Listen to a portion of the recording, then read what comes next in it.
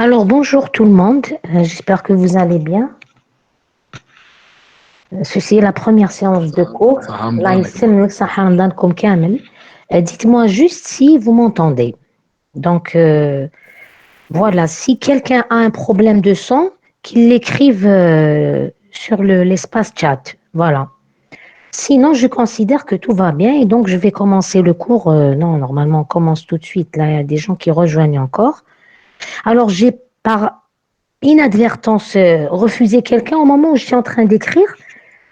Donc, j'ai fait un entrée pour l'écriture et du coup, je crois qu'il a été refusé. J'espère qu'il va réessayer de se connecter parce que c'est une erreur de frappe, hein. Donc, il y a quelqu'un qui a essayé de se connecter et il a dû lire vous a refusé. Ce n'est pas vrai, c'est juste, je vous ai dit, j'étais en train d'écrire sur l'espace chat. Donc, dites à votre camarade, c'est un garçon, enfin, c'est un monsieur. Est-ce que vous voyez le partage?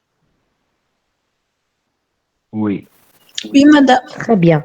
Donc, je vous demanderai, comme tous les autres enseignants, je présume, de ne pas activer le son pour ne pas avoir de problème d'interférence, sauf si, bien sûr, l'intervention possède un intérêt. Donc, je me présente, je suis votre enseignante de... Voilà, c'est peut-être lui, je ne sais pas. Non, je suis votre Madame, enseignante est-ce du qu'il y a module l'enregistrement? An'am. Ah non, il n'y a pas d'enregistrement. Enregistrement, Non, ça, non, non. madame. Il n'y a pas d'enregistrement. Écoutez, je vais vous expliquer comment ça se passe avec mon cours. Vous suivez le cours sur des slides, des diapositives, d'accord? En fin de séance, le jour même ou des fois le lendemain, à tout casser 3 jours après, je vous envoie la partie, soit je vous envoie dès le premier jour tous les slides sous forme PDF, sous format PDF plutôt. Et je vous envoie au fur et à mesure un PDF des explications du cours. Ça veut dire tout ce que je vais expliquer pendant le cours en m'aidant du support slide qui déjà contient des informations, je l'explique par écrit sur un fichier, enfin c'est écrit, c'est rédigé dans un fichier PDF qui s'appelle par exemple, je ne sais pas comment je les ai appelés, explique envoi 1 ou quelque chose comme ça. Vous allez voir dans le fichier diapositive 1, diapositive 2, ça veut dire l'explication de tout ce qu'il y a sur la diapositive. Donc si vous loupez le cours, vous avez l'explication de tout ce que je dis pendant que je présente la diapositive ou le slide en question par écrit sur le fichier PDF qui va avec le fichier PDF des diapositives. Parce que le fichier que je présente actuellement est un fichier PowerPoint. Et bien sûr, j'ai converti en PDF pour vous l'envoyer. Je vous l'enverrai, Inch'Allah. Donc, à mon avis, hein, pour moi, vous n'avez pas besoin de l'enregistrement. Si avec le cours, votre présence, le PDF, vous n'avez pas compris quelque chose, vous avez recours au mail, vous m'envoyez un message, soit vous me posez la question la séance prochaine, Inch'Allah, soit vous m'envoyez un message comme ça, voilà, cette partie, je n'ai pas compris ceci, cela. Bien sûr, faites d'abord l'effort d'essayer de le comprendre. Et à la fin du fichier que je vais vous envoyer, des diapositives du PowerPoint du cours, vous avez une série, une liste de références. Vous avez des livres, vous avez des sites internet, vous avez des cours online qui vous aideront. Ce sont les références, parfois ce sont les références que j'ai utilisées et parfois ce sont des références supplémentaires pour vous documenter sur mon cours. Et vous pouvez toujours à tout moment me poser des questions. Voilà si ça répond à votre question. Donc sans trop tarder, tout de suite je vais en du cours effectif. Donc le cours s'appelle, bien sûr, c'était le cours de découverte s'appelle laser, mais précisément, qu'est-ce qu'il y a dedans? C'est principe, fonctionnement et application. Mais je dirais surtout principe et fonctionnement parce que les applications, nous n'aurons pas forcément le temps de les aborder, nous en parlerons, voilà, nous en parlerons, parce que faire les applications, c'est quand même, ça nécessite un module à part, mais on pourra parler des applications, mais c'est surtout principe et fonctionnement. Donc, essayez prochainement de vous connecter tous au même moment, ça nous évitera des petits trucs de signalement, les bips de signalement, les gens qui arrivent. Mais bon, je comprends, vu que j'ai vu que dans votre emploi du temps, c'est d'affilée, donc j'ai pas voulu faire 14h10, j'ai dit allez 14h15. Ça laissera un peu le temps de respirer entre les séances. Donc, mais je me conforme à l'emploi du temps que l'administration m'a envoyé. Je disais donc le cours s'appelle laser, donc c'est en fait le principe euh, et le fonctionnement des lasers. Euh, donc on passe tout de suite. Déjà, comme c'est un module de découverte, donc bon, il y a un plan. Certes, il y a un plan. Je ne l'ai pas détaillé ici. Je n'ai pas noté le plan parce que je trouvais que c'était un module de découverte. Mais je peux vous le dire d'ores et déjà. Au départ, on va avoir un chapitre 1 qui va parler du laser, d'une introduction. Voilà, une introduction d'abord qui va parler de l'historique du laser, d'où est-ce qu'on trouve les lasers, en quoi ils sont importants, quelles sont leurs implications dans la vie de tous les jours. Et puis un petit historique sur l'enchaînement des idées scientifiques et des découvertes scientifiques qui ont abouti au premier laser. Je m'arrête là, mais vous pouvez très bien trouver dans d'autres références ceux qui vont au-delà du premier laser en 1960. Ils vous parleront du premier laser à fibre, du premier laser à gaz, de l'apparition des lasers à semi-conducteurs, etc. Mais pour moi, personnellement, c'est un choix. Je me suis arrêtée au premier laser, à la fabrication du premier laser en 1960. Mais c'est bien de voir aussi l'historique de ces découvertes très intéressantes et puis qui ont révolutionné le monde scientifique et le monde de tous les jours. Il va y avoir grosso modo, allez, on va dire 3 chapitres. L'introduction, l'historique, je ne vais pas le compter.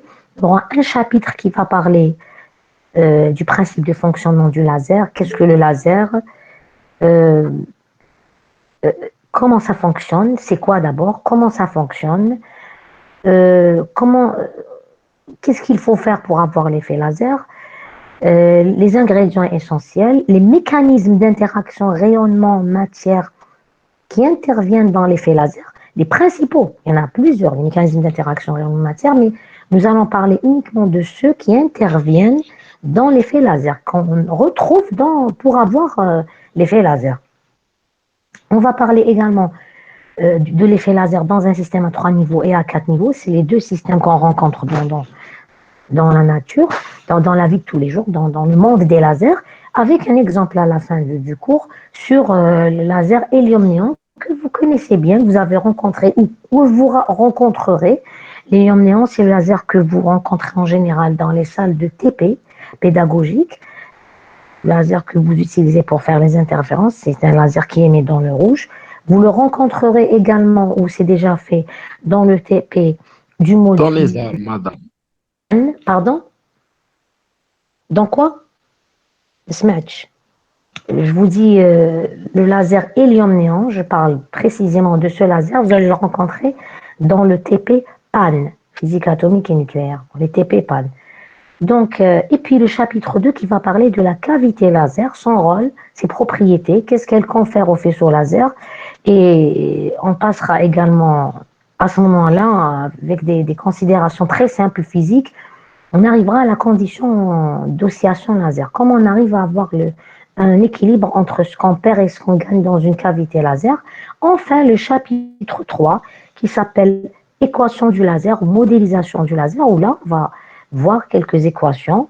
Comme c'est un module de découverte, il ne va pas y avoir trop de développement, mais théorique ou mathématique ou analytique, comme vous voulez. Mais dans cette partie-là, il est nécessaire de voir le plus simple, je dis bien le plus simple des modèles décrivant le laser, c'est celui qu'on va voir en chapitre 3, modélisation du laser. c'est le laser à deux niveaux, hein, un système à deux niveaux. Et ce modèle est très important parce qu'il va pouvoir nous faire ressortir les trois notions essentielles pour comprendre un laser, c'est-à-dire le seuil laser, la condition d'oscillation laser, quand est-ce qu'on va avoir un faisceau laser, de l'oscillation laser, c'est-à-dire qu'il marche, et enfin la saturation du gain. Voilà, donc grosso modo, c'est les trois gros chapitres en dehors de l'introduction qu'il y aura dans ce cours. Sans trop tarder, donc je vous disais que bon, c'est un module de découverte, ça veut dire que l'approche du cours est différente d'un module fondamental. On essaiera dans la plupart des cas de ne pas trop aborder l'aspect modélisation mathématique, équation et tout, pour garder l'essentiel des données et des idées dans ce qui concerne le laser. Donc, sans trop tarder, alors le laser, vous avez remarqué qu'il se trouve dans la vie de tous les jours, mais là, il est impossible de citer tout ce qui contient un laser dans quelques diapositives. Donc, on a pris quelques exemples comme ça, par-ci, par-là. Le lecteur CD, l'imprimante laser, le pointeur laser qu'on utilise en général, soit des gadgets de jeu, ce qui n'empêche pas qu'il soit un objet dangereux, bien sûr, comme je dis toujours aux étudiants, c'est quand même dangereux son exposition par direct à l'œil. Hein. Vous avez les pointeurs laser qu'on utilise en général dans les conférences pour utiliser, au lieu d'utiliser une règle, on utilise un pointeur laser quand on est à distance de l'écran d'affichage des diapositives d'une conférence. Vous avez le système des codes barres, l'identification c'est des lasers, les fibres optiques que vous connaissez bien, les chauds lasers là. Je reviens donc. Les hologrammes, donc je ne les ai pas montrés, mais c'est aussi les hologrammes là. Hein, c'est impossible, il n'aurait pas été possible de faire des hologrammes sans l'existence du laser, d'accord? Donc, il est également utilisé dans plusieurs domaines. Par exemple, en médecine, ce qui est très connu maintenant, très généralisé, hein, je vais dire démocratisé, c'est l'utilisation du laser en ophtalmologie et particulièrement dans la chirurgie de la cornée, par exemple, pour corriger les défauts de la vision, c'est-à-dire les myopies, certains astigmatismes et certaines hypermétropies, les défauts de la vision. L'opération, c'est une Est-ce opération qu'elle est laser. efficace, madame? Alors, je vais vous dire Dans à peu près, je vais vous dire comment ça se passe dans le cours. Excusez-moi, monsieur. Donc, écoutez, si je suis en train d'expliquer, vous me laissez. Et puis, si vraiment l'intervention euh, ne peut pas attendre la suite du cours, vous me coupez. Mais si ça peut attendre que j'avance dans le cours, vous laissez que j'avance dans la partie, puis vous me, vous me posez la question, vous la notez et vous me la posez, d'accord? Est-ce que c'est efficace? C'est un débat qu'on aura l'occasion peut-être de lancer, mais la personne qui pourra répondre à l'efficacité, ce que c'est du point de vue du laser, du point de vue médical, c'est des études qui sont en cours, c'est des études qui se font jusqu'à aujourd'hui pour tester, pour étudier l'efficacité des opérations chirurgicales à base de laser. Donc, vous avez déjà, quand je dis par exemple opération, vous avez le LASIK, l'intralasique, vous avez le SMILE, et là, vous avez plein de références sur Internet. À titre, hein, je ne fais pas de pub pour les gens, à titre, la dernière fois, j'ai vu un site, à titre indicatif, il y avait un site d'un médecin dans la fondation Rothschild, très réputée pour ses opérations et ses interventions sur l'œil en général, tout ce qui est autour de l'œil. Hein, c'est la fondation Rothschild à Paris. Il y a un médecin, un ophtalmologue qui travaille dedans, qui a un site internet et il y a des choses intéressantes. Il explique les faits, il explique l'opération, il parle des effets de l'opération et parfois c'est même ce qui est bien la dernière fois ce que j'ai vu, c'est même appuyé par des publications scientifiques qui jugent d'une opération, etc. Donc, ça, je ne suis pas un médecin pour répondre à la question. Il faudra soit s'adresser à un médecin, soit regarder sur Internet. Il y a des sites qui en parlent.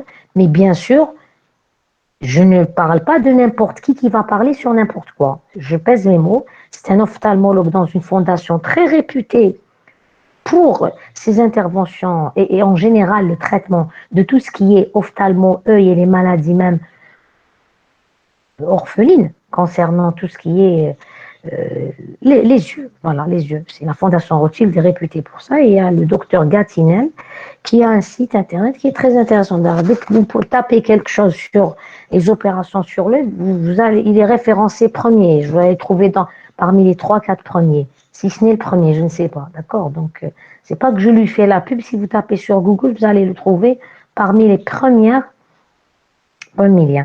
Donc, prenez en considération ce que je vous ai dit par rapport à me couper ou pas. À vous de voir la pertinence de l'intervention. Si vraiment me couper va apporter quelque chose au cours, vous pouvez le faire. Sinon, vous attendez que j'avance un peu. Et puis, quand je dirai, si vous avez des questions, vous les notez. Vous ne perdez rien. Donc, je reviens à la diapositive. Là, des applications, ce ne sont que des applications, bien sûr. Hein, c'est juste pour voir. Et puis, par rapport à ce laser qu'on va étudier dans ce cours, les opérations de chirurgie de la cornée en utilisant le laser sont considérées dans le monde parmi les opérations les plus précises dans le domaine de la médecine. Enfin, elles ont été classées parmi les opérations les plus précises en termes de précision en médecine. Voilà, c'est la petite histoire. Vous avez également la découpe par laser ou ce qu'on appelle en usine, hein, en industrie, pardon. Et il y a ce qu'on appelle l'usinage, précisément le micro-usinage, c'est-à-dire ce sont des petites pièces avec des détails très sophistiqués où l'utilisation du laser est très très intéressante vu les dimensions, sa puissance, ses dimensions qui font que la netteté de la pièce et puis la précision de la pièce gagne plusieurs ordres de grandeur grâce à l'utilisation de cet outil. Vous avez ici à droite une découpe à l'aide d'un laser puissant. En général, les lasers utilisés, les lasers de puissance utilisés en industrie pour la découpe sont des lasers à CO2. Ce sont des lasers qui émettent en continu, ça veut dire l'intensité est constante. Elle ne fait pas des pics comme laser impulsionnel. Vous avez également les mesures optiques par lidar. Alors les lidars en général, on les utilise aussi pour mesurer la pollution atmosphérique. Hein. Puis vous avez l'utilisation du laser en télémétrie, par exemple pour calculer la distance Terre-Lune. Et bien on utilise des lasers, on envoie un faisceau, fait un aller-retour Terre-Lune-Terre et puis la mesure de la distance, du temps de vol, le temps de parcours de ce faisceau lumineux va vous donner la distance avec une certaine précision. Bien sûr, ça dépend des propriétés du faisceau laser. Plus il est intéressant en propriété, plus la mesure de cette distance est précise. Donc, la recherche scientifique, bien sûr, vous pensez bien que le laser étant un outil qui est sorti du domaine de la recherche scientifique, il revient dans la recherche scientifique pour d'autres utilisations. Hein. Par exemple, alors il y a des gens qui arrivent. Hein. Voilà. Par exemple, vous avez la fusion par confinement inertiel, ou ce qu'on appelle l'énergie propre, hein, la réaction qui permet de dégager une énergie énorme par réaction nucléaire, là. Et puis, ça nécessite d'avoir un faisceau laser d'une certaine longueur d'onde, d'une certaine puissance, et que ça soit isotrope, ça veut dire que ça vient de toutes les directions. Voilà, donc ce sont des lasers de forte puissance, ce sont des projets qui font intervenir pas uniquement un pays, mais plusieurs pays, plusieurs laboratoires, plusieurs pays. Il y a beaucoup d'argent dedans, mais vous pensez bien aux applications militaires. Et puis, de façon générale, en physique des lasers, l'arrivée du laser a permis le développement d'un domaine qui s'appelle l'optique non linéaire. Pourquoi? Parce que l'optique non linéaire avait nécessité le développement existait, mais ça nécessitait des intensités très grandes. Et quand la source laser est apparue dans les années 60, hein, 1960, eh ben, ça veut dire qu'on pouvait voir ces effets-là et puis tout le domaine a explosé à partir de cette année-là et les années suivantes, bien sûr. Donc, ce sont les effets non linéaires qui nécessitent des intensités importantes. Par exemple, le doublage de fréquence, moitié longueur d'onde, donc doublage de fréquence, le décalage en fréquence, l'effet Stokes, l'effet Raman, etc. D'accord. Et vous avez également les lasers à fibres, où les applications en général se trouvent surtout en télécommunication. D'accord. En recherche fondamentale aussi, hein, on peut très bien utiliser le laser comme modèle, l'étudier parce qu'il offre beaucoup d'avantages. L'étudier, ce sont des exemples où ce sont des lasers qui ont été modélisées par des équations. Et puis on regarde l'évolution dans le temps de l'intensité. Ici, elle présente un comportement très particulier, bizarre un peu, mais quand même, il a été étudié et caractérisé. Voilà, ce sont des exemples. Avec tout ça, on se dit, tiens, laser, mais c'est quoi le laser? Donc, en fait, c'est un acronyme. Ça veut dire que son nom, hein, c'est, on a rassemblé les lettres de chaque mot et on en a fait un nouveau nom, voilà, qui est laser. Donc, en lui-même, il n'a aucun sens, mais c'est les initiales qui ont un sens particulier. C'est Light Amplification by Stimulated Emission of Radiation. Donc, c'est l'amplification de la lumière par émission stimulée du rayonnement. En fait, donc, vous pouvez me dire, oui, donc le laser est un amplificateur. Je vais vous répondre précisément, c'est un oscillateur. C'est un oscillateur. Parce que en électronique, si vous avez des souvenirs de ce que vous avez fait ou ferez, je ne sais pas, en électronique, il y a l'amplificateur, mais il y a l'oscillateur. Alors la différence, c'est que quand on met l'amplificateur dans une boucle de rétroaction, c'est-à-dire qu'on réinjecte une partie du signal dans le circuit, on a fait une boucle de réaction, ce qu'on appelle contre-réaction, je ne sais plus comment ça s'appelle, hein.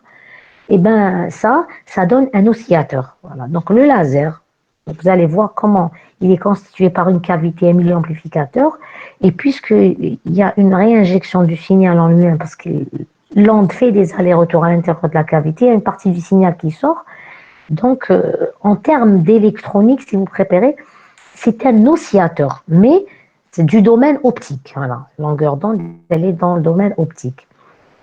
Laser, en fait, c'est vraiment le plus bel exemple du mélange entre les concepts de la physique fondamentale et particulièrement la mécanique quantique, hein, l'émission stimulée découverte par Einstein en 1916 en est l'exemple, on va en parler, et le savoir-faire de la physique appliquée, c'est-à-dire l'ingénierie. Parce que la fabrication, elle fait appel à l'ingénierie. Et puis, le fait d'avoir découvert le pompage optique, ça, c'est non seulement une avancée dans le domaine de la science, comment on a pu penser à ce phénomène du point de vue scientifique, mais comment on a pu le réaliser sur le plan technique, ça aussi, c'est l'ingénierie.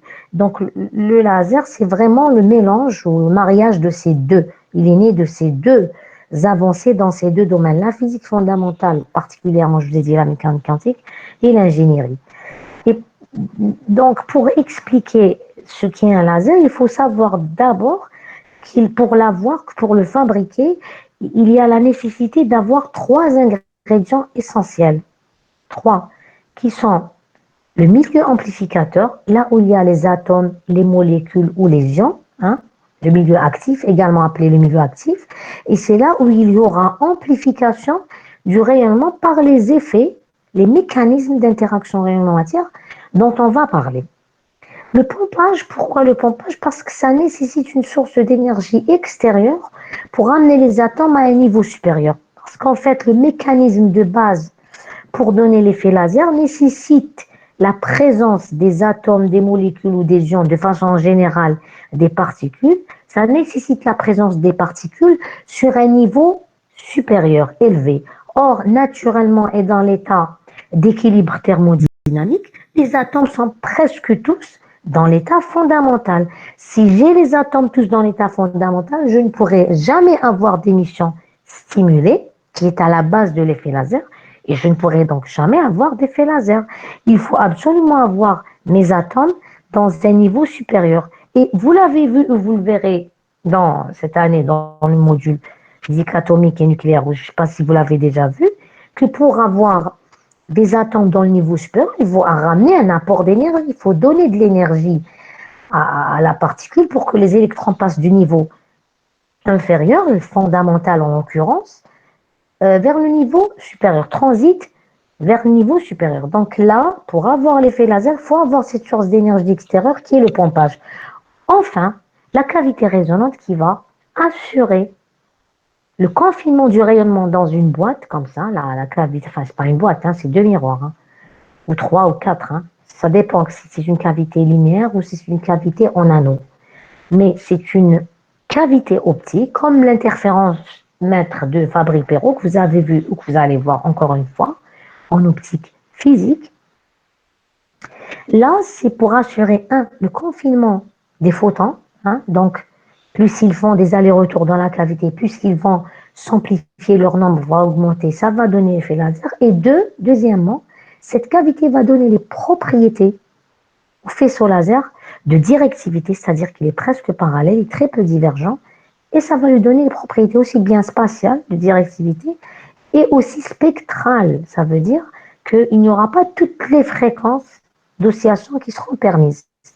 Le rayonnement issu du laser n'aura pas le droit de prendre n'importe quelle fréquence. C'est une cavité résonante, donc il y aura des règles de sélection, entre guillemets, ce que j'appelle pas règles de sélection, ce sont des fréquences propres, des modes propres, d'accord? Je continue donc. Alors, un bref historique, hein.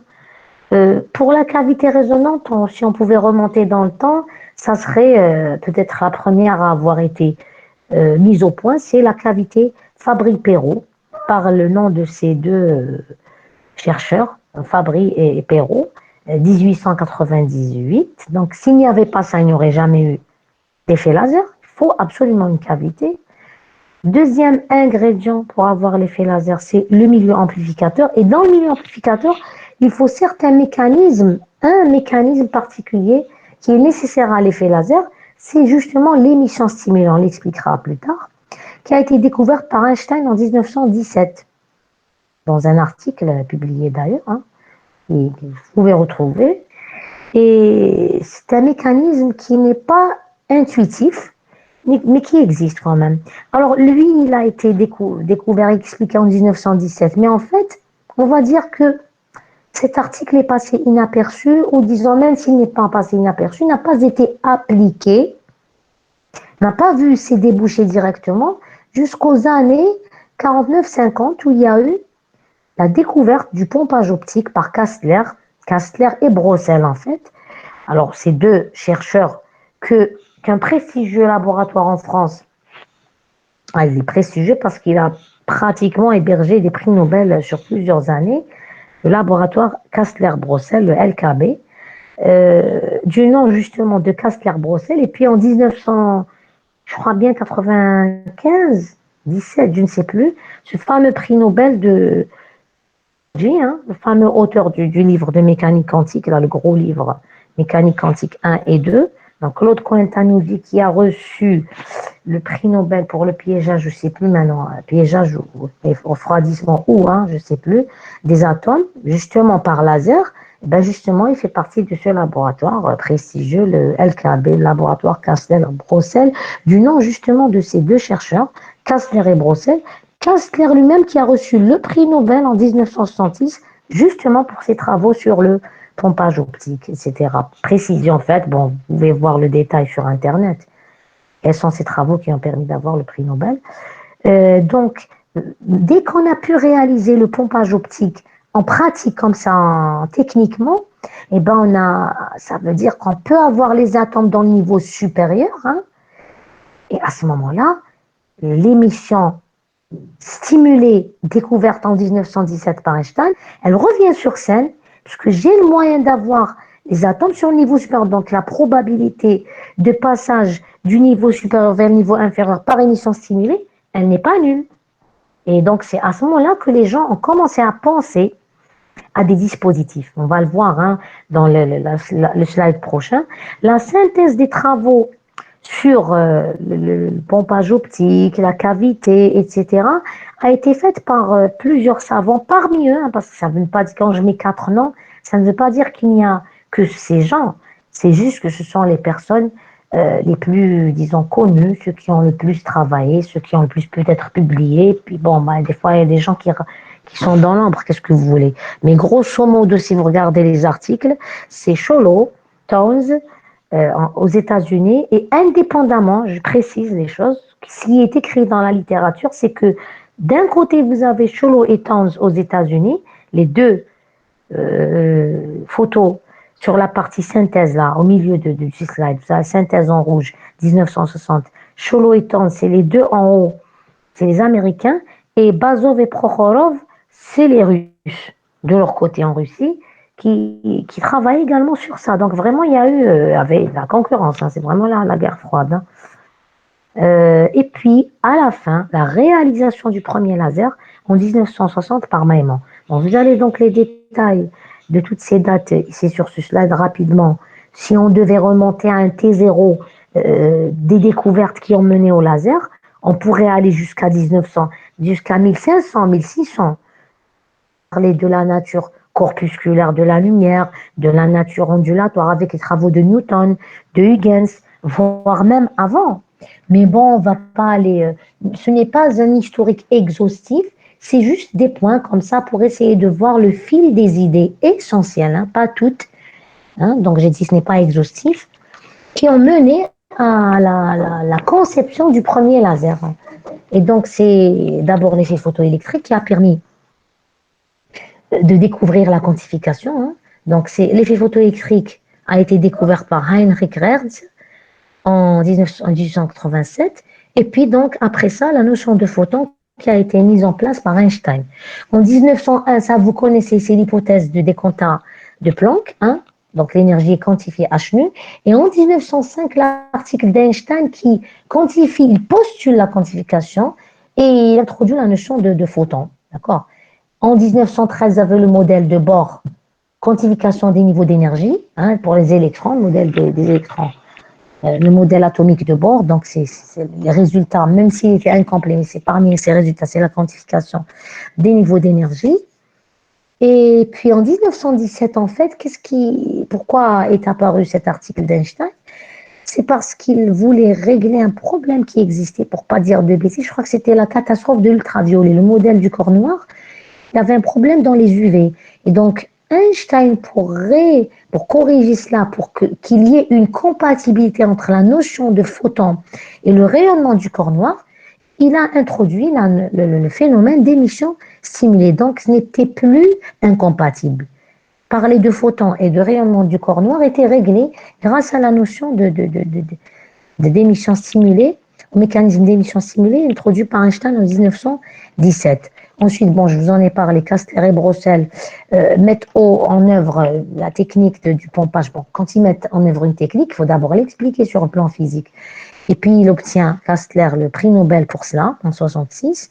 Et à partir de cela, dès que le pompage a été débloqué, et ben dès que 1950, les chercheurs ont commencé à penser à des dispositifs qu'on appelle MASER. En fait, c'est Microwave Amplification by, etc. C'est ce qu'on appelle l'ancêtre ou le papa du laser. Donc, c'est le même principe, l'amplification du rayonnement, sauf que les longueurs d'onde se trouvent dans le domaine des micro-ondes. C'est des ondes micrométriques. D'accord? Micro-ondes, micrométriques ou millimétriques, je ne sais plus. En tout cas, c'est les micro-ondes. Et puis,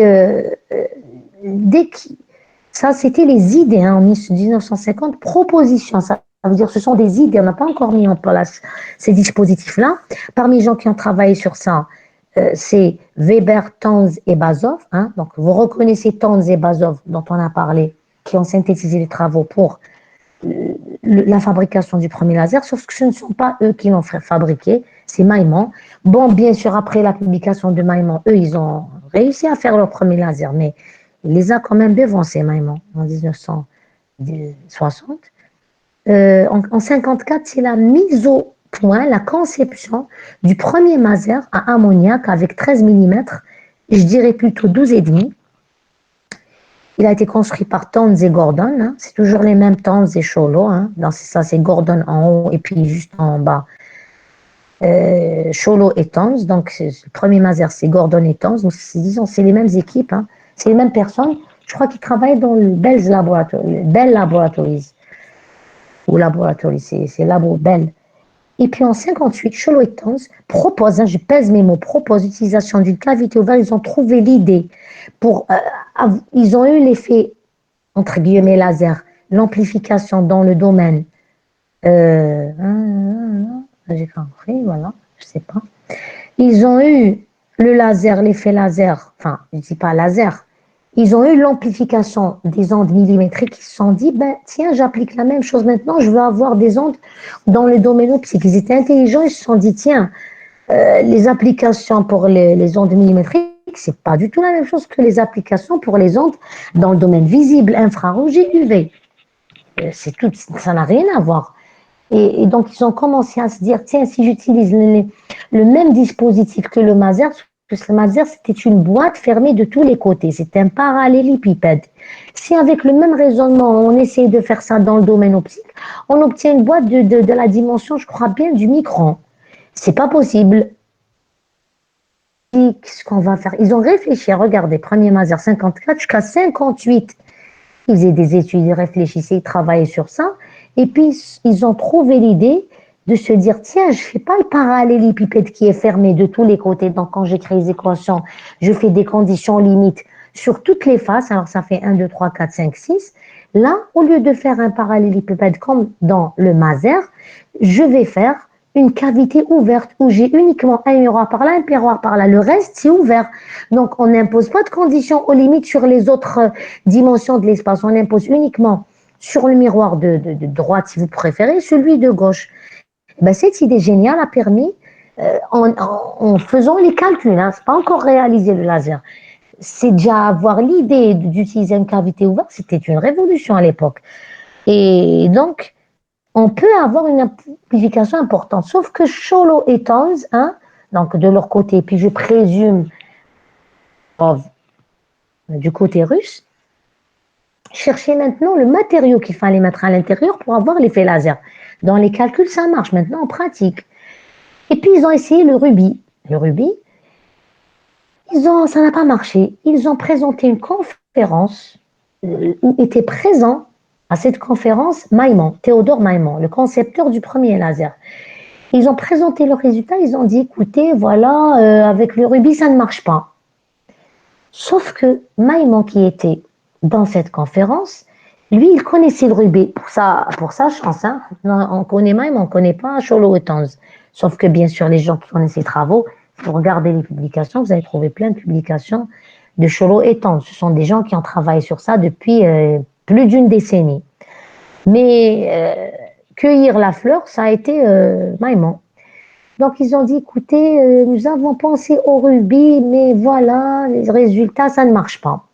Maimon, qui était, je disais, donc je répète, je disais, qui était présent à cette conférence, lui, il a, pour sa chance, il avait étudié le rubis pour d'autres études, pourtant c'est son domaine de spécialité. Je crois que c'était un ingénieur. Et lui, il n'était pas dans les belles laboratories, c'était plutôt la côte Est, je crois que c'est à New York, hein, je ne sais plus. Mais lui, il était à Hughes Laboratories. C'est le laboratoire privé, c'est un laboratoire privé dont le détenteur, c'est Hugh Grant. Alors, Hugh Grant, c'est un personnage particulier, il est connu, bon, je vous laisse chercher ça sur Internet. Il avait ce laboratoire, Maimon travaillait dedans, c'est vraiment la côte ouest, c'était à Malibu. Et lui, quand il a vu les résultats de Tons et Schollo qui ont dit que alors l'histoire que je vous raconte, là, je l'ai lu sur une référence hein, que je vous ai donnée. Je l'ai lu dans un livre de physique des lasers. Il a dit, tiens, ça marche pas avec le rubis, sauf que c'est lequel du rubis qu'ils ont utilisé. Il y a deux sortes de rubis. Qu'est-ce qu'il a fait tout de suite? Il est revenu, hein, parce que lui aussi, il faisait des recherches dans ce domaine-là. Il a dit, tiens, j'essaie l'autre rubis, puisqu'ils ont, eux, ça n'a pas marché avec le rubis, on va dire numéro 1. Je vais essayer la deuxième sorte de rubis. Et pour sa chance, et ça a marché. Et il a conçu le premier laser. Alors là, il a fait la une du New York Times en juillet 60, avec bien sûr cette photo où vous avez le truc hélicoïdal comme ça, qui est une lampe flash, au milieu le barreau du laser. Sauf qu'en réalité, hein, le vrai laser, hein, alors Malibu, c'est en Californie, donc c'est la côte ouest. Alors que Chons et Tolo, ils étaient plutôt côte est, dans les belles laboratories.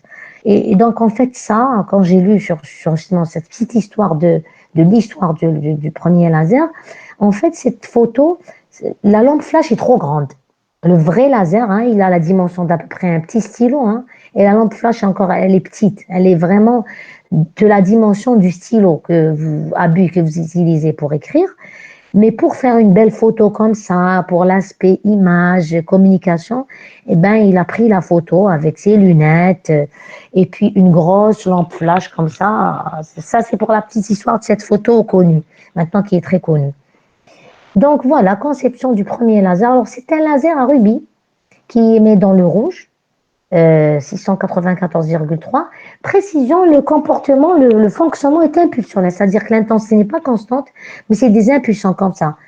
Tac, tac, tac. C'est des impulsions laser. Voilà, c'est un comportement impulsionnel.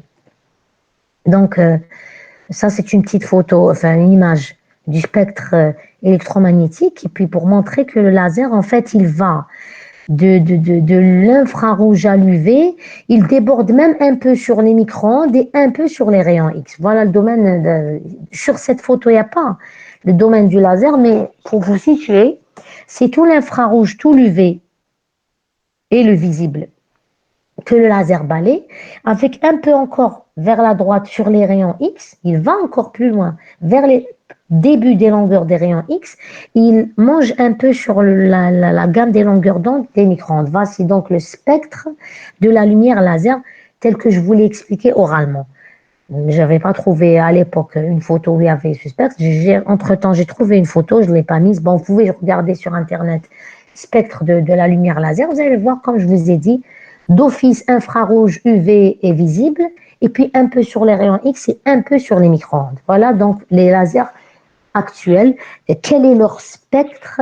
Et comment s'étend le spectre le spectre de la lumière laser? Ça, c'est tout le spectre électromagnétique. Mais là, je vous ai parlé dans ce spectre électromagnétique, quelle était la partie occupée par la lumière laser. Donc ça, c'est une petite photo du premier, juste pour voir, hein, le premier laser, hein, fabriqué par Maimon justement. Alors le rubis, c'est quoi?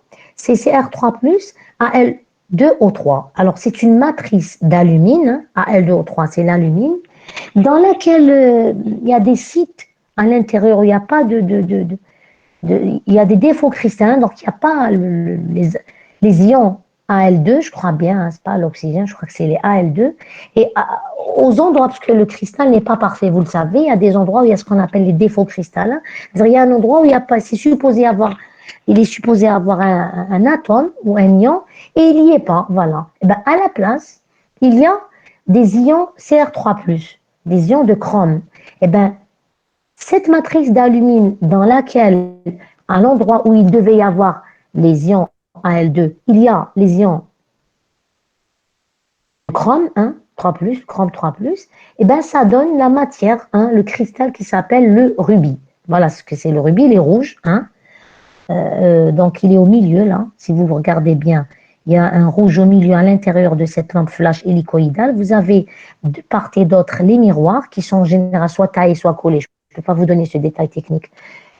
Je crois bien qu'ils sont taillés directement ou bien ils peuvent être collés, hein. Donc, bon, ça, c'est la technologie laser. Le rayonnement laser qui sort de l'un des deux miroirs parce qu'on le laisse euh, exprès semi-réfléchissant, c'est-à-dire semi-transparent. Il laisse passer un peu de lumière pour pouvoir extraire l'effet laser, le faisceau laser.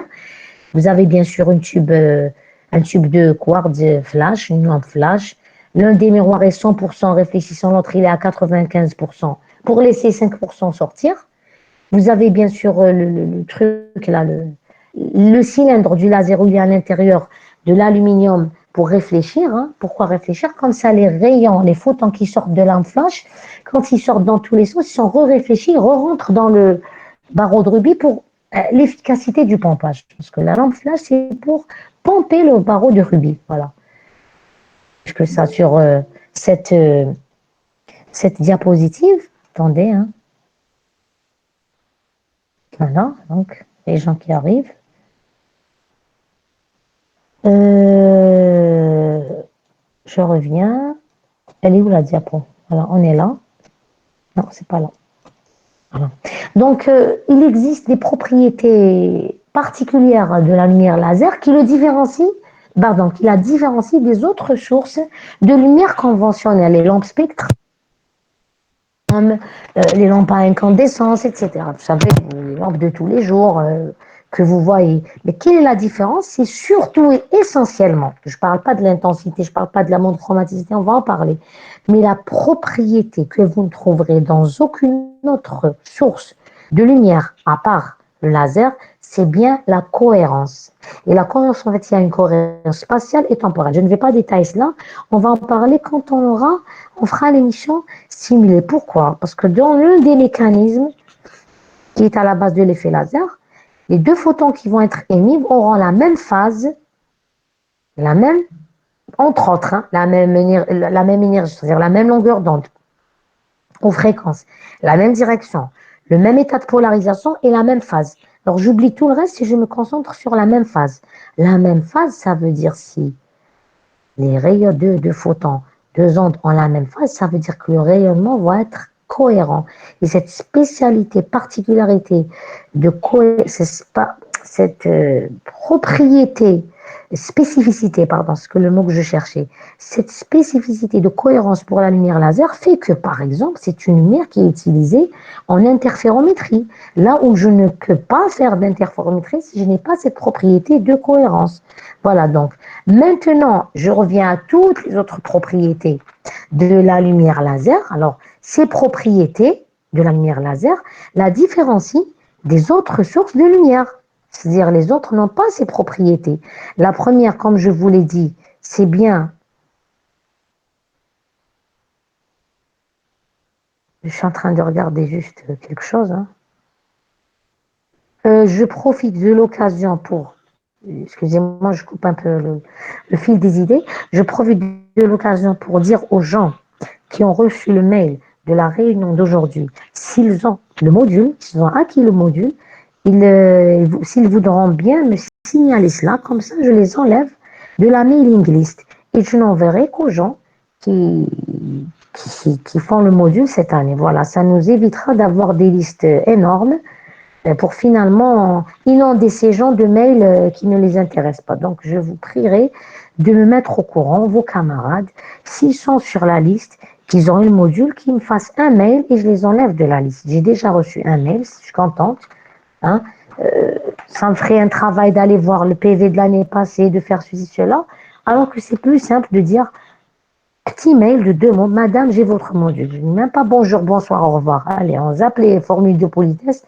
Dites-moi juste que vous avez le module et je vous enlève de la liste collective là pour envoyer les liens des réunions. Bien sûr, encore une autre chose, s'il y a des gens qui rejoignent le S2 et qui ne sont pas sur la mailing list, qu'ils me fassent un courrier. J'ai également reçu une personne qui n'avait pas le lien de la réunion, voilà, et puis voilà. Donc, au fur et à mesure, s'il vous plaît, manifestez-vous pour que je puisse avoir une mailing list complète. Voilà, je referme la parenthèse sur ces aspects techniques d'envoi des mails. Donc, je disais que la lumière laser, parce que ça allait aïe, aïe, aïe, qu'est-ce qui se passe? N'actionnez pas le bouton. Oui? Ah, j'entends pas, je n'entends pas. Je suis désolée, j'entends pas. Je sais pas, c'est la qualité du son. Monsieur Lawadi, vous avez essayé de parler, mais je ne vous ai pas entendu.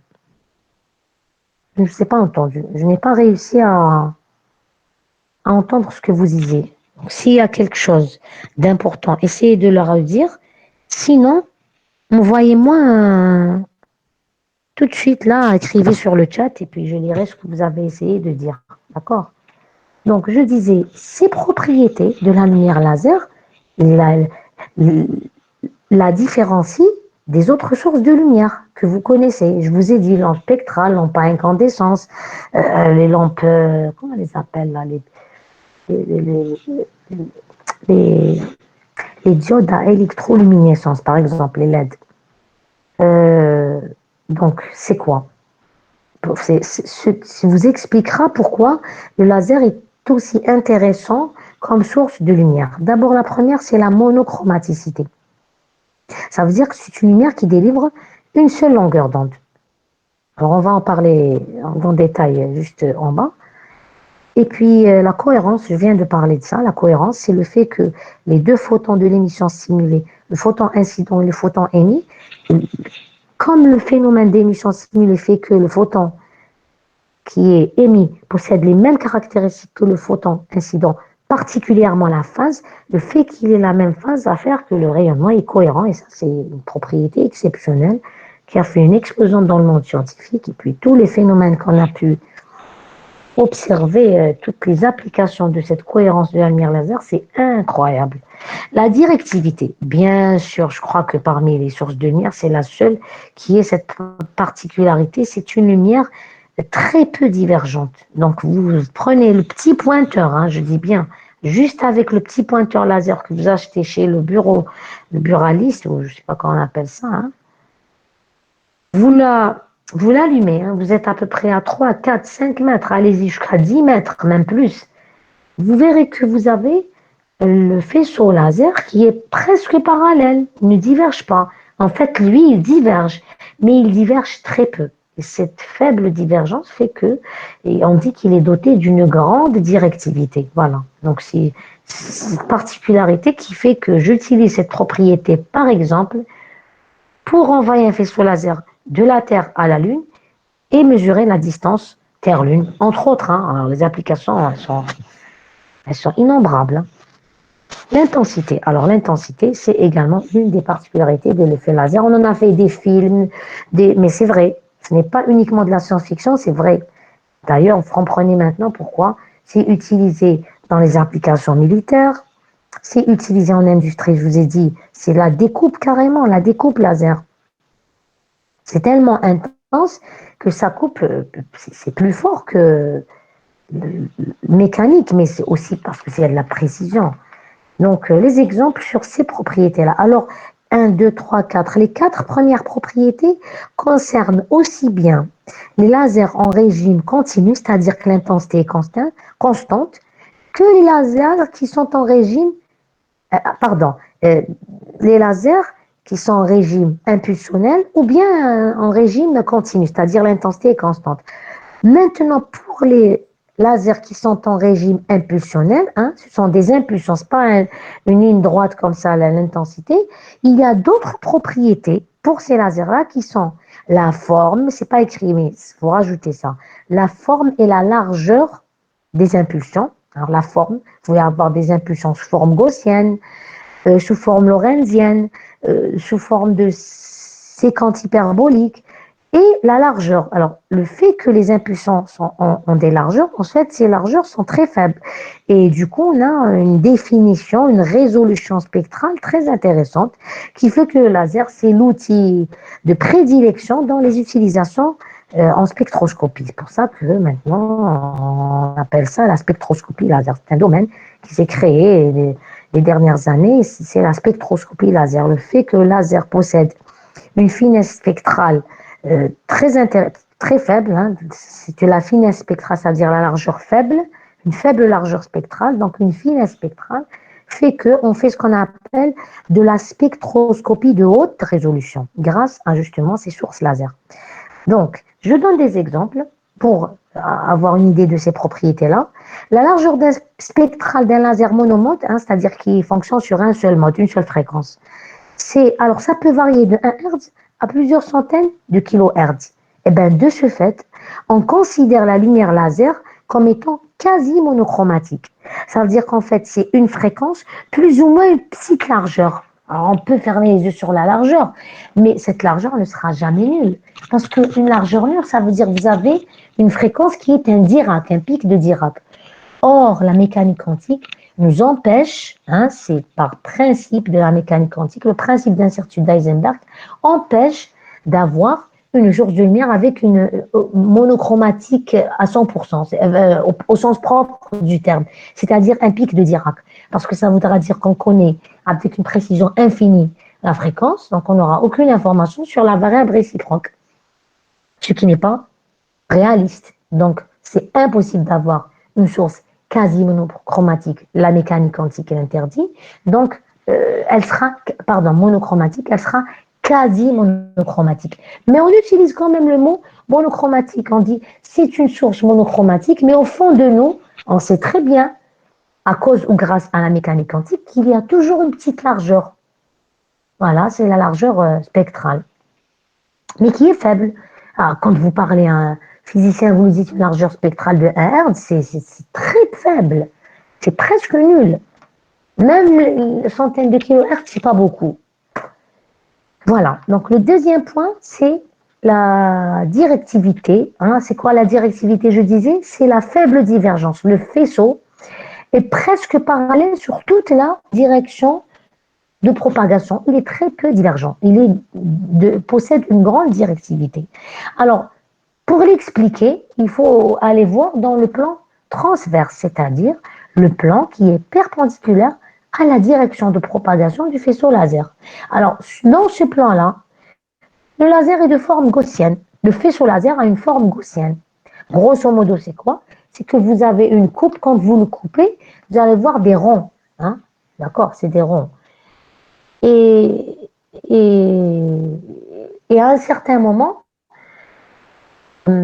possède ce qu'on appelle une taille, hein, on le verra dans les propriétés de la cavité. Exemple de ce faisceau laser-là, pour calculer la directivité, on donne un exemple de la vie courante, un laser CO2, hein, laser CO2 comme celui qu'on utilise, je vous ai dit, en industrie, pour les hautes puissances, les grandes intensités, en continu bien sûr, il est en continu en général.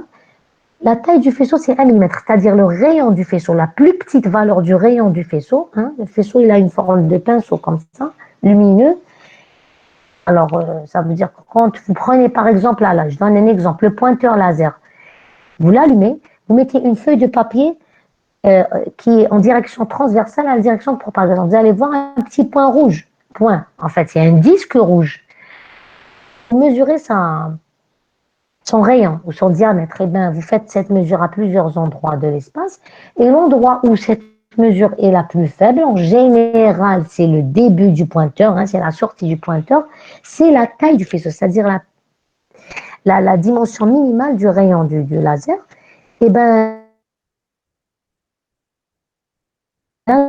avec une taille de 1 mm, sa divergence, c'est-à-dire la tangente de l'angle ou l'angle de divergence, si vous voulez, hein, eh ben, elle est typiquement de l'ordre de 1 milliradian. Ça veut dire 10 puissance moins 4 radians. Parce que en unité internationale, l'unité de l'angle, c'est le radian. On n'utilise pas le degré.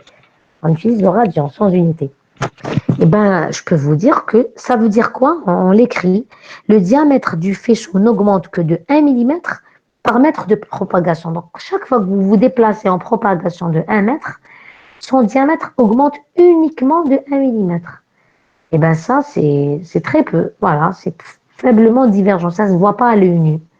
À l'œil nu, vous allez voir, c'est comme si c'était un cylindre de lumière très fin, avec un rayon très fin.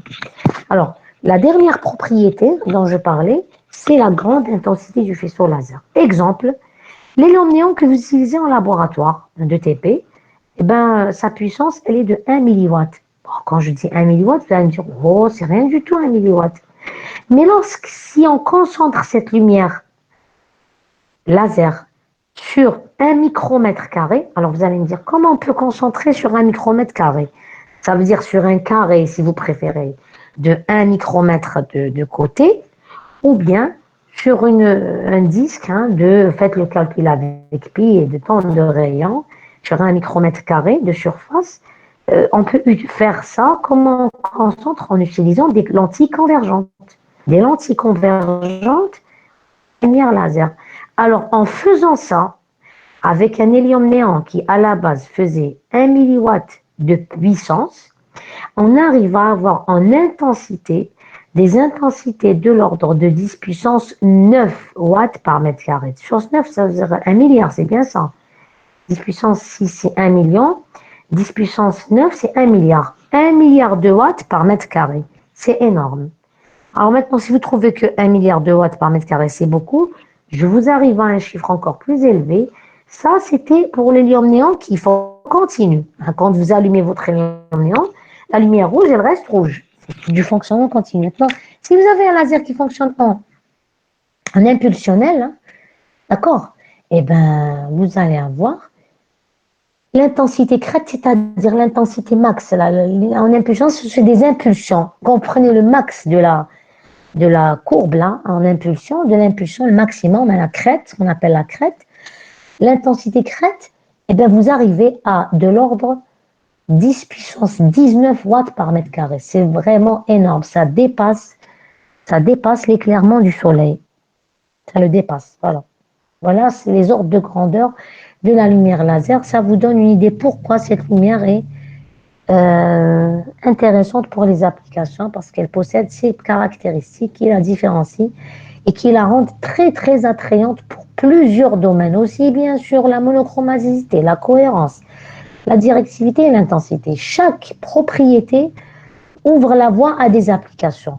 Dans la monochromaticité, vous avez un domaine complètement dans la spectroscopie, c'est innombrable. Je ne peux pas vous les citer en une seule séance. D'accord. Dans la cohérence, ne serait-ce que l'interférométrie qui a besoin de la propriété de cohérence n'aurait pas été possible. La directivité, je vous ai donné un simple exemple de la distance Terre-Lune et vous avez plein d'autres exemples. L'intensité, je vous ai dit l'usinage, les applications médicales. Alors là, les applications médicales, c'est un autre monde.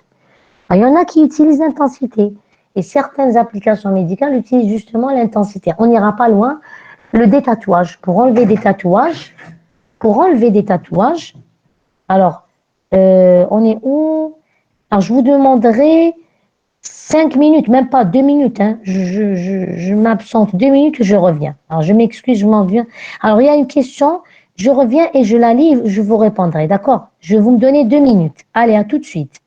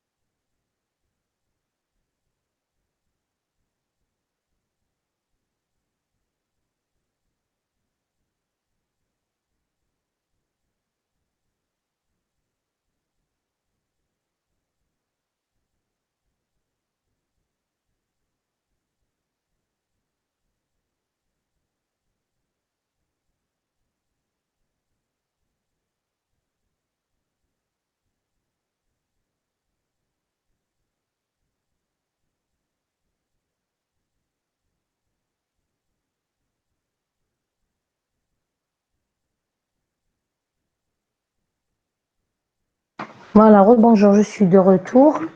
Alors là, il y a une question sur la cohérence. Alors, bien sûr,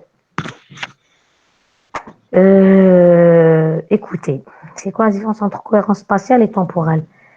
En fait, il y a une relation de phase entre les photons lorsqu'il est il y a une relation de phase entre les photons émis lors de l'émission stimulée. Comme je n'ai pas encore parlé de l'émission stimulée, laissez-moi le temps de faire l'émission stimulée pour répondre à votre question. Rappelez-moi, s'il vous plaît, même si c'est la séance prochaine, cette histoire de cohérence, parce que ça nécessite quand même une explication. Ce n'est pas une notion comme ça qui va venir, ça nécessite une explication. Ça, c'est pour la personne, Monsieur Lawadi. Voilà.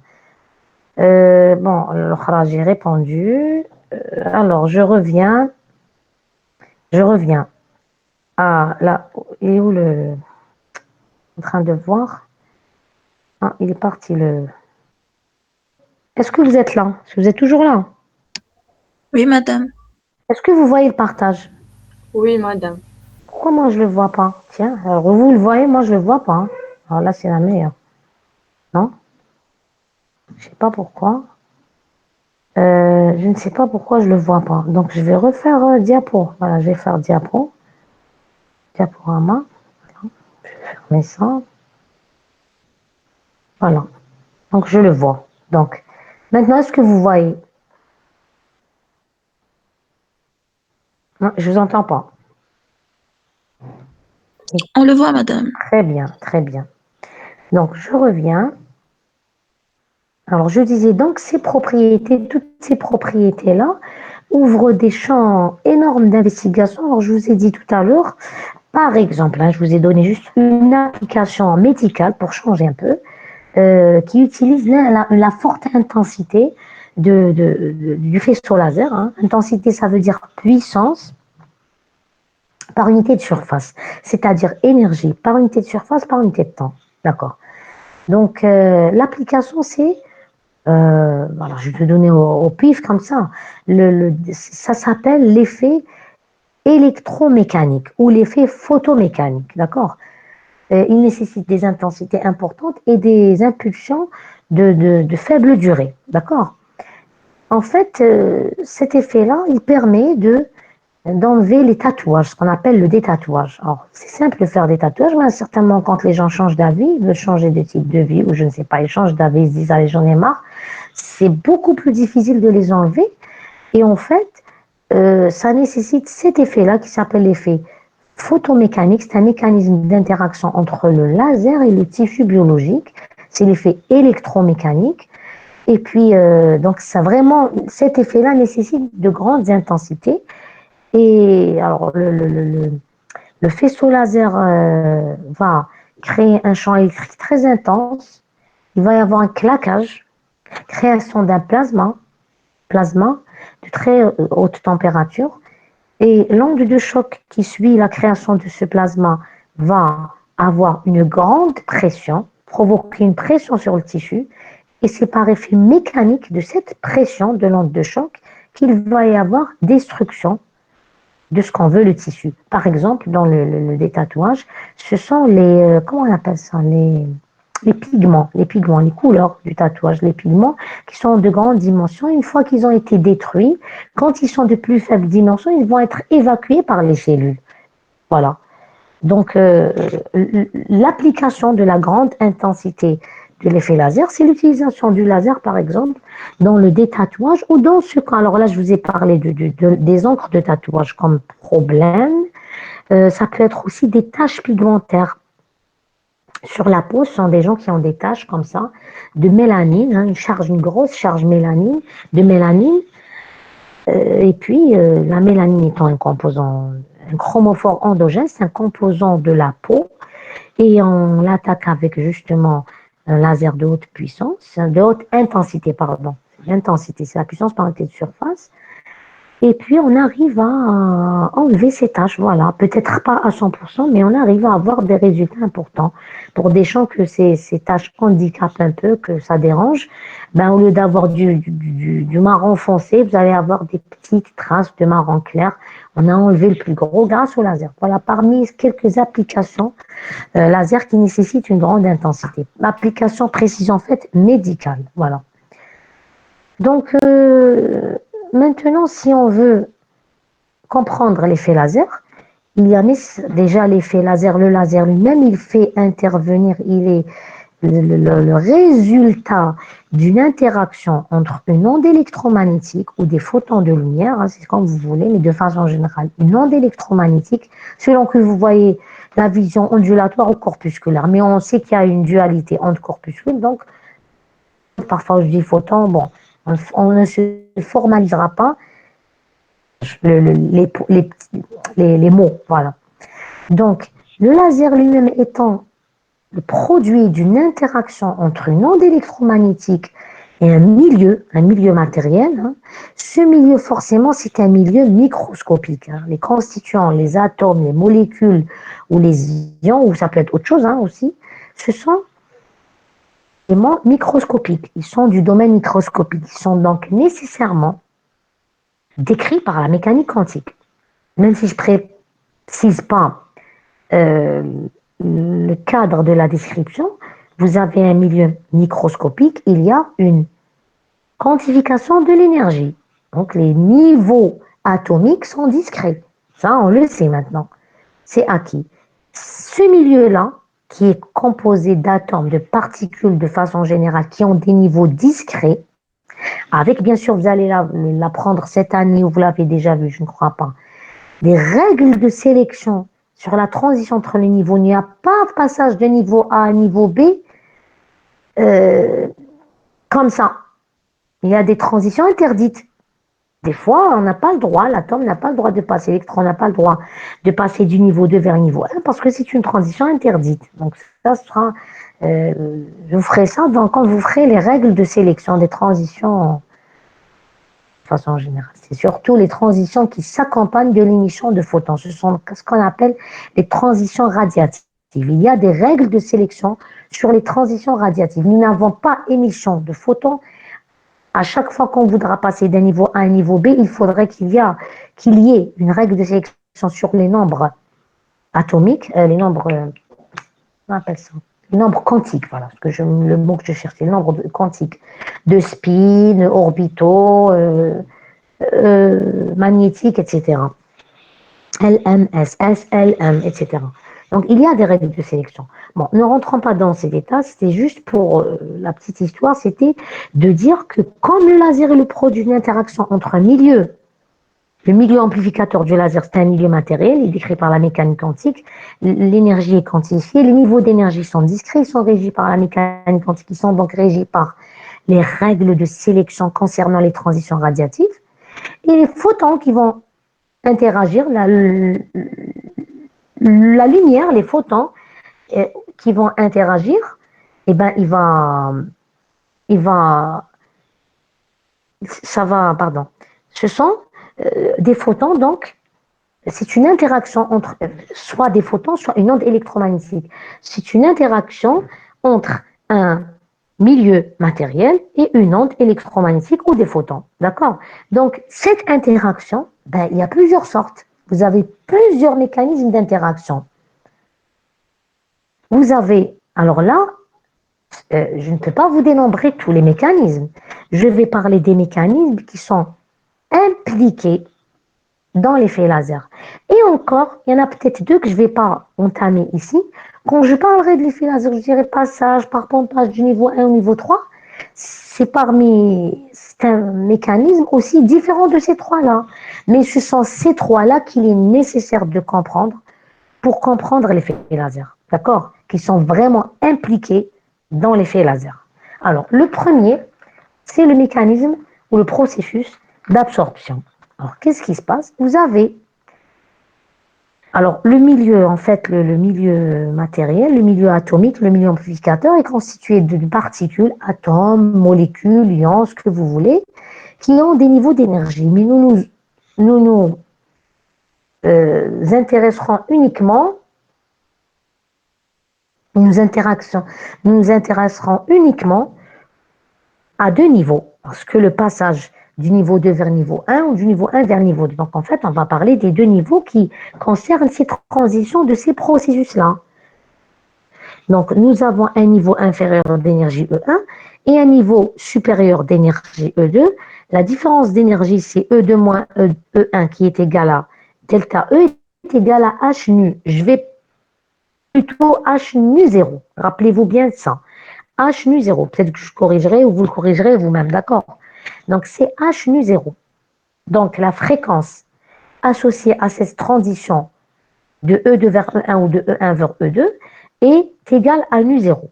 Maintenant, l'absorption. Vous avez donc l'atome, la particule de façon générale, ça peut être atome, molécule, ion ou autre chose, la particule qui est dans le niveau inférieur E1.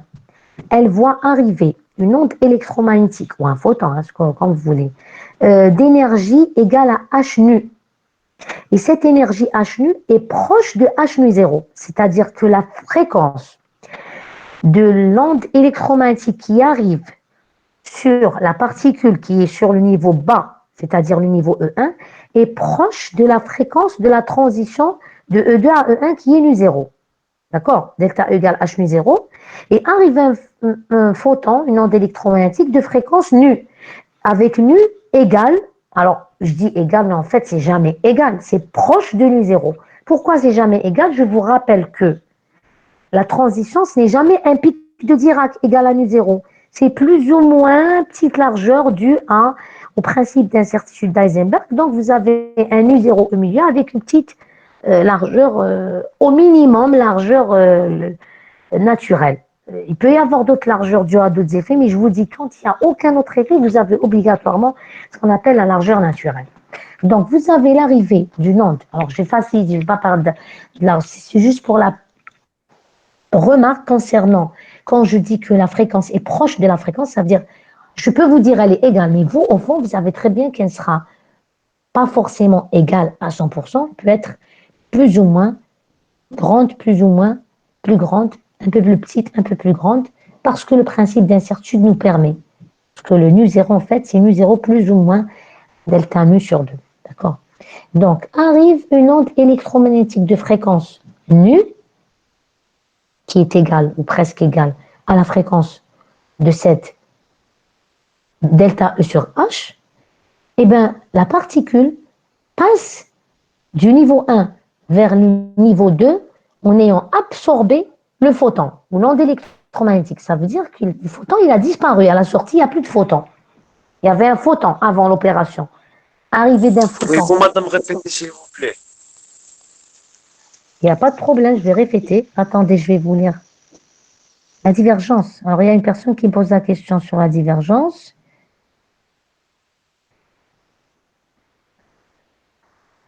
Alors, qu'est-ce que vous avez écrit, monsieur Ahmed, en arabe? Je n'ai pas compris. Reposez-moi la question. Ça veut dire صفحة أخرى. Je n'ai pas compris. Madame, je pense le partage تاعك راه مازالو في principal propriété de la lumière laser. وانت راكي تهضري على Non, c'est pas vrai. Oui, C'est vrai. oui. Bah, fallait me dire, madame, mais le truc est figé. Alors, ce qu'on va faire, comment? Répétez, s'il vous plaît. Les partages, l'écran. Oui. Non, non, madame Rahif, la page 15. Khalas, écoutez, on va faire. Ok, à la prochaine fois, ben, ça tombe bien. C'est pas grave, hein. Ce que je vous explique. Alors, attends, 2 minutes. Je vais vous dire ce qu'on va faire. Écoutez bien ce qu'on va faire. Premièrement, je vais arrêter. Alors, attendez, je vais l'arrêter. Voilà. Je vais vous dire ce qu'on va faire. Alors, vous écoutez sans répondre. Après, je vous laisserai poser des questions. Pour le moment, je vous explique. C'est passé. Ou je sais pas, premier semestre, je ne sais pas, je faisais ça avec les étudiants. Je vais essayer. Alors, autoriser, c'est bon. Est-ce que vous le voyez maintenant? Dis-moi juste si vous voyez. Page 16, diapo 16. Oui, madame.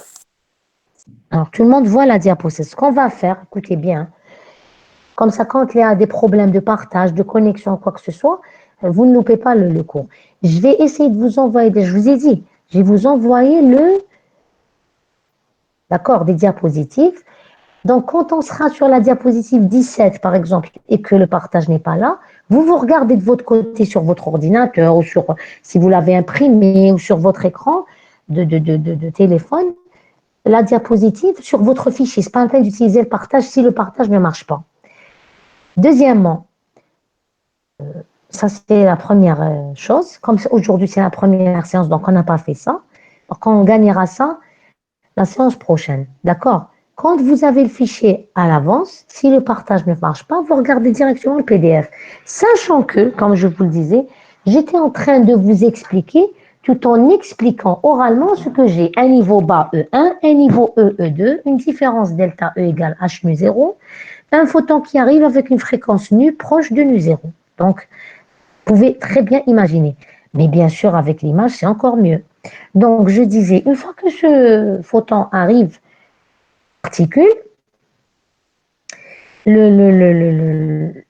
la particule passe du niveau 1 vers le niveau 2, on dit qu'elle a absorbé le photon. Vous pouvez l'imaginer, le mot absorber, c'est comme on absorbe une boisson, hein, ou qu'on mange quelque chose. Elle a absorbé le photon. Donc, à la sortie, il n'y a plus de photon. Il a disparu. Et la particule, hein, cette énergie subie,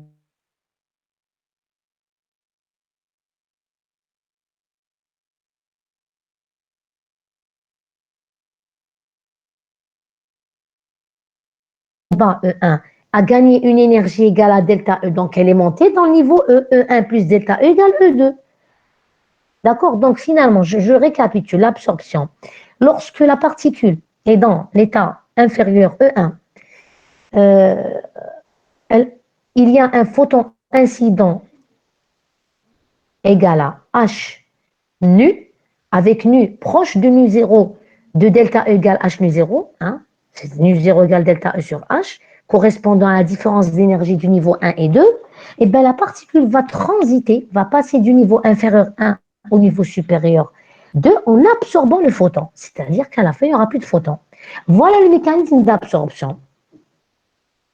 Le mécanisme impliqué dans l'effet laser, il n'y a pas à réfléchir, c'est très simple. Le deuxième mécanisme, c'est l'émission spontanée. Cette fois-ci, au lieu que la particule soit sur le niveau 1, elle est sur le niveau 2. Donc, il y a une particule qui se trouve sur le niveau 2. Par exemple, c'est une particule qui a récemment absorbé un photon. Je dis bien par exemple. Ou c'est une particule qui était sur un niveau E3, elle est descendue, elle est tombée sur le niveau E2, et puis maintenant, elle est sur le niveau E2. On s'en fiche, c'est quoi son histoire? L'essentiel, c'est que vous avez une particule qui est sur le niveau 2, hein, le niveau supérieur, E2, 2, numéro 2, d'énergie E2, et bien elle va transiter spontanément. Qu'est-ce que ça veut dire spontanément? Elle n'a pas besoin qu'arrive un photon pour le lui dire, ou qu'arrive une onde électromagnétique pour induire. Il n'y a rien qui arrive de part ou d'autre.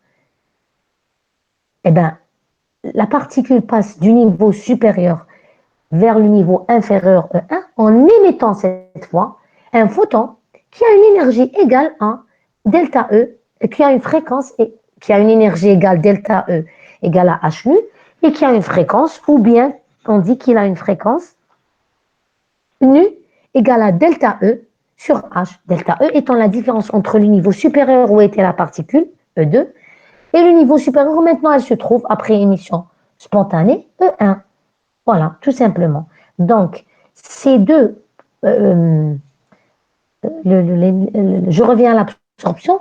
L'absorption est un processus résonant. Ça veut dire que si vous n'apportez pas une onde électromagnétique ou un photon avec une énergie proche, un photon avec une fréquence proche de nu 0, il n'y aura pas d'absorption. Proche, ça veut dire presque égal, parce que vous avez toujours la petite largeur. Mais sinon, vous pouvez dire égal. Sachant que nous, on sait que le égal, c'est plus ou moins le delta nu sur 2 du principe d'incertitude. D'accord? Ou bien le delta nu, pas uniquement le principe d'incertitude, il y a différentes causes d'élargissement des raies. Les raies ont un élargissement pour différentes raisons. Le minimum vital, c'est la largeur naturelle, c'est-à-dire principe d'incertitude. Il y a d'autres élargissements, l'élargissement Doppler, l'élargissement lorenzien dû à la... Voilà, bref, il y a des raisons. etc.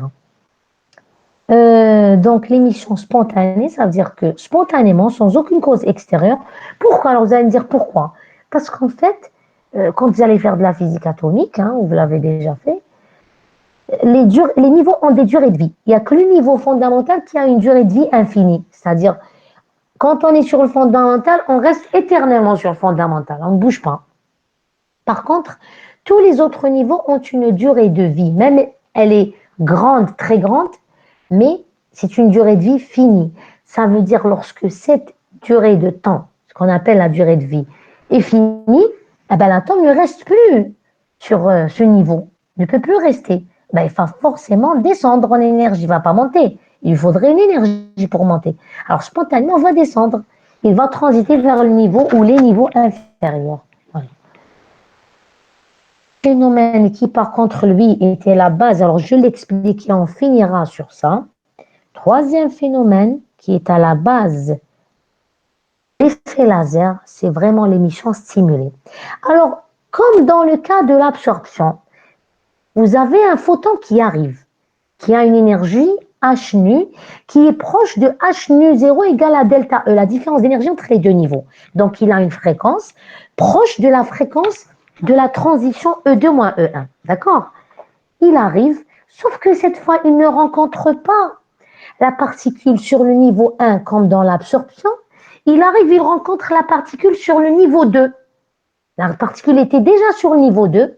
Il y a un photon qui arrive, qui a une énergie proche de l'énergie H nu 0. Et bien, cette particule, quand elle verra arriver un photon qui a une énergie presque égale à la différence d'énergie delta égale H nu 0, excitée, c'est-à-dire qu'elle va descendre, c'est comme si qu'elle prend un ordre. C'est comme si ce photon lui donnait un ordre de descendre. La particule se désexcite vers le niveau inférieur E1 en émettant un photon, un seul photon, précision faite, un seul. Elle n'émet pas deux photons. Je dis bien, regardez la figure, il y a deux flèches. Pourquoi? Parce qu'il y a la flèche du photon qui est arrivé et il arrive, il continue son chemin. Il y a la flèche du photon qui maintenant a été émis. La particule en se désexcitant du niveau 2 vers le niveau 1 émet un photon identique. Je dis bien identique, il y a des chercheurs qui utilisent le mot cloné. C'est un clone, tellement il a toutes les propriétés du photon incident, à savoir la même fréquence. Mais là, c'est vraiment la même, égale. Hein. Égal, hein, c'est égal, égal. C'est pas presque égal, c'est égal. Donc, la même fréquence.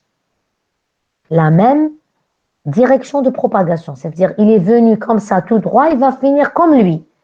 Il va vers le bas et l'autre, il va aller vers le bas. Donc, même direction de propagation, même fréquence, même polarisation, c'est-à-dire même direction du champ électrique et même phase. Et là, cette propriété d'avoir la même phase fait que comme il y a une relation de phase, elle est égale. Il y a une relation de phase, et bien le rayonnement issu de l'émission stimulée est un rayonnement cohérent. Et c'est grâce à cette propriété que le faisceau laser est doté d'une cohérence. Alors j'expliquerai après si j'ai le temps. Si je ne sais pas si j'ai le temps, si je me rappelle de vous expliquer cette histoire de cohérence spatiale et de cohérence temporelle. Donc, récapitulons l'émission stimulée. Et je pèse mes mots. Attention, ne vous trompez pas. L'atome n'émet pas deux photons. Non, l'atome émet un seul photon. La conservation de l'énergie lui exige d'émettre un seul photon. S'il se désexcite du E2 vers E1 où la différence est delta E égale H nu, il va émettre H nu, il ne va pas mettre deux H nu. Par contre, le photon qui est arrivé, qui a une énergie égale H nu, lui, il continue son chemin. Il a juste provoqué un mécanisme et il continue son chemin. Donc, vous avez un photon qui rentre et à la sortie, il y a le photon qui est rentré, il y a le photon qui a été émis par l'atome. Donc, celui qui est rentré, l'invité, et celui de la maison, le deuxième, ça fait deux à la sortie. Donc, quand vous regardez de l'extérieur, vous avez un photon en entrée, deux photons en sortie. Qu'est-ce qui s'est passé là? Comment on appelle ça? Je suis rentré avec un, je sors avec deux. Qu'est-ce qui s'est passé? Il y a eu Amplification. exactement. Bravo. Donc, il y a eu amplification. Vous comprenez maintenant pourquoi c'est grâce à l'émission stimulée qu'on peut avoir une amplification. Sur ce, je ne vous retiendrai pas. Nous avons commencé à écart, nous finissons à moins quart. Donc, si vous avez une petite question que je ne retienne pas les gens qui veulent partir, il n'y a pas de problème. Si vraiment on nécessite de la poser maintenant. Pour la cohérence, laissons-la pour la séance prochaine, Inch'Allah. Sinon, je vous laisse, vous avez compris, hein, je vous enverrai, Inch'Allah, les documents. Alors, il y a par exemple, je vous ai dit, il y a un PDF qui a les explications concernant chaque slide. Bien sûr que pour les slides où il y a les applications, les images, il n'y a pas d'explication. Je peux parler de façon générale. Et puis là où commencent les explications, c'est surtout ça, les mécanismes, l'émission spontanée, l'absorption, l'émission stimulée. Pour les propriétés du laser, elles sont explicites sur le slide, il n'y a pas de problème. Vous voulez pour la cohérence, Inch'Allah, si j'oublie pas, je vous toucherai un mot la semaine prochaine, rappelez-moi. Est-ce que, tout simplement, alors, ماشي ne monte pas, هي في الحقيقة, monsieur, mademoiselle, 2000. Alors, j'explique bien le contexte de l'explication. Pardon, le contexte des mécanismes. Quand je parle de l'émission stimulée, et je dis, arrive un photon, il est sur le niveau supérieur, il va descendre. Ça s'appelle l'émission stimulée. Si jamais arrive un photon, et lui, il va monter à un niveau supérieur, ce n'est plus l'émission stimulée. Est-ce que vous comprenez? Je ne dis pas, dans mon explication, je ne dis pas que dès qu'il y a, c'est la différence, mais voilà ce qui se passe et on appelle ça l'émission stimulée. Non, j'ai dit, lorsqu'un photon arrive d'énergie H nu et qu'il trouve un photon, un atome, dans le niveau supérieur, E2, et que ce dernier se désexcite en émettant le même photon, ça s'appelle l'émission stimulée. Je n'ai pas dit que à chaque fois qu'un photon arrive et qu'il trouve un atome sur le niveau supérieur, il va se passer ça. J'ai pas dit ça. Fahmti, mademoiselle. J'ai pas dit il ne va pas monter, il va descendre. S'il monte, si jamais il monte, il va monter. Hein. Alors, pour mes souvenirs, hein, je sais plus, ça remonte à combien, hein, je pense bien que ça, non, la transition, mais chez la transition à deux photons, non. Est-ce que c'est la transition à deux photons? Je ne sais pas si ce mécanisme existe, que lorsqu'il est sur un niveau, il peut monter à un niveau supérieur, il se pourrait, si jamais il existait. Alors, il faudrait que je révise mes souvenirs. J'ai un souvenir comme ça. À l'époque, je lisais sur le Cohen Tanouji concernant la théorie des perturbations pour traiter les transitions radiatives. J'ai un souvenir de ça. Je suis honnête, je ne me rappelle pas très bien. Donc, je dois le revoir. En tout cas, il n'est pas impliqué dans les mécanismes principaux de l'effet laser. Je vais répondre à la question qui vient après. Voilà. En tout cas, ce que j'allais dire répond à la prochaine question. Sur le niveau supérieur, qu'il va se désexciter grâce à ce photon, en émettant le même photon cloné, etc.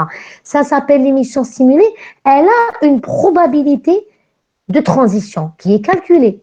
Ça s'appelle le coefficient d'Einstein B2,1, c'est-à-dire le passage du niveau D vers le niveau 1 en émettant un photon. C'est le coefficient d'Einstein B2,1. D'ailleurs, c'est Einstein qui leur a donné des noms, forcément, vu que c'est lui qui a formalisé l'émission stimulée. Maintenant, qu'est-ce que ça veut dire une probabilité d'occurrence? Ça veut dire que, je vous ai dit, hein, le photon, il pourrait très bien, dès que le moment il se désexcite par émission spontanée. Qui va alors écrire l'émission spontanée, ou la stimuler, ou les deux. Alors, on ne raisonne pas comme le raisonnement classique, mademoiselle. Alors, on est en mécanique quantique, et quand on traite les transitions, on les traite de la mécanique quantique, c'est-à-dire en termes de probabilité d'occurrence, probabilité de transition. Qu'est-ce que j'ai écrit sur le slide? Alors, je vais lire si je l'ai noté. Au chaque mécanisme d'interaction lumière-matière, au chaque trois processus concurrents. Concurrents, mais la concurrence, ça veut dire que Ils se passent tous les trois. Ils peuvent tous les trois se passer. Surtout que dans la concurrence, surtout quand je parle par exemple, il est sur le niveau haut. Est-ce que donc il يحبط par émission spontanée ou le photon? Est-ce que qui يحبط il n'émet pas le même photon? Donc c'est l'émission spontanée. Il n'a pas émis par émission simulée. Il va y avoir une proportion d'atomes qui vont émettre par émission simulée, une proportion qui vont émettre par émission spontanée, et ceux qui sont sur le niveau 1, il va y avoir s'ils sont sur le niveau 1, il va y avoir une probabilité pour qu'il y ait absorption. Que chaque processus a une probabilité d'occurrence. Voilà, une probabilité d'occurrence. Il se trouve que l'article d'Einstein, vu que vous en avez parlé, il se trouve que l'article d'Einstein, il a calculé la probabilité de l'émission spontanée. Ou bien sûr, le facteur il a donné le facteur d'Einstein, le coefficient d'Einstein à l'émission simulée. Ça veut dire, vous pouvez voir dans une transition combien elle est la probabilité de l'émission spontanée, qui dépend de facteur ainsi, la longueur d'onde, la largeur, ceci, le cela. Il y a une formule, elle existe. Je peux vous donner les références. Elle existe dans l'une des références que je vais vous donner. C'est le cours laser, cours et exercice corrigé, d'UNO 2004, je crois. Bon, peut-être c'est une autre version, hein. Une autre édition plus récente, deuxième édition 2004, d'Angoisse Hennequin Zelné. Voilà, d'Angoisse Hennequin Zelné. Le laser, cours et exercice corrigé. C'est une référence que je vous ai donnée, que je vous enverrai dans le PDF du cours. Derrière, quelle est la formule de l'émission spontanée? C'est boîte sur Internet. Hein? Je vous ai donné une référence sur. Donc, pour récapituler à tout le monde qui sont en train d'écouter et puis qui vous êtes restés, je vous remercie parce qu'il y a eu la question de votre camarade, ces trois processus peuvent se passer, je mets entre guillemets en même temps, c'est-à-dire qu'ils se passent avec une probabilité. Qui connaît un atome sur un niveau supérieur, il a une probabilité calculée tant de se désexciter par émission spontanée, comme il a une probabilité de se désexciter par émission stimulée. Et puis, il y a d'autres phénomènes, mademoiselle. Par exemple, monter en haut, je ne me rappelle pas, d'ici la semaine prochaine, il a une autre probabilité. Je présume, mademoiselle, qu'elle est beaucoup plus faible, la probabilité qu'il monte en haut. Le plus simple pour l'atome, c'est toujours de descendre vers l'état d'énergie le plus faible. C'est la stabilité, la durée de vie la plus grande, c'est l'infini, le fondamental. Ici, il y a le fondamental. Il y a toujours cette nécessité, ce vouloir se désexciter vers le fondamental parce que c'est la durée de vie infinie et c'est l'état de plus basse énergie, c'est la stabilité. J'ai répondu à votre question. Est-ce que j'ai répondu à votre question? Voilà, je fais oublier, les processus se passent avec des probabilités d'occurrence parce que la mécanique quantique. Ne raisonnez pas comme en classique, d'accord? Vous raisonnez, vous êtes en mécanique quantique, ce sont des processus de mécanique quantique, donc vous raisonnez en termes de probabilité d'occurrence. Je vous explique, comme l'explication, je vous explique que c'est l'émission stimulée. L'émission stimulée, en parallèle, il y a ceci, cela. Non, pas trop. Voilà, sur ce, je crois que je vais vous quitter. Je vous remercie pour votre présence. Je vous souhaite encore une fois, puisque c'est notre première séance. Si vous avez des questions, gardez-les à la séance prochaine. Le délégué, si au bout d'un jour, vous voyez que peut-être j'ai oublié de vous envoyer ce que je vous ai promis, un petit rappel. Madame, vous nous avez dit que vous nous alliez envoyer. Voilà, si j'oublie, j'ai bien dit, normalement, je n'oublie pas. Mais parfois, tellement j'ai des sections et tout, c'est humain. Donc, vous ne perdez rien de me dire, hey, voilà, madame, c'est pour le document du cours, etc. Et puis, c'est un petit rappel, je vous l'enverrai. Inch'Allah, je vous l'enverrai le plus tôt possible. Essayez de me rappeler, ça m'aiderait. D'accord? Écoutez, je vais devoir quitter. Je vous demanderai de vous déconnecter pour que je puisse fermer la section. Bon, cela m'évitera de vous déconnecter moi-même. Je préfère que vous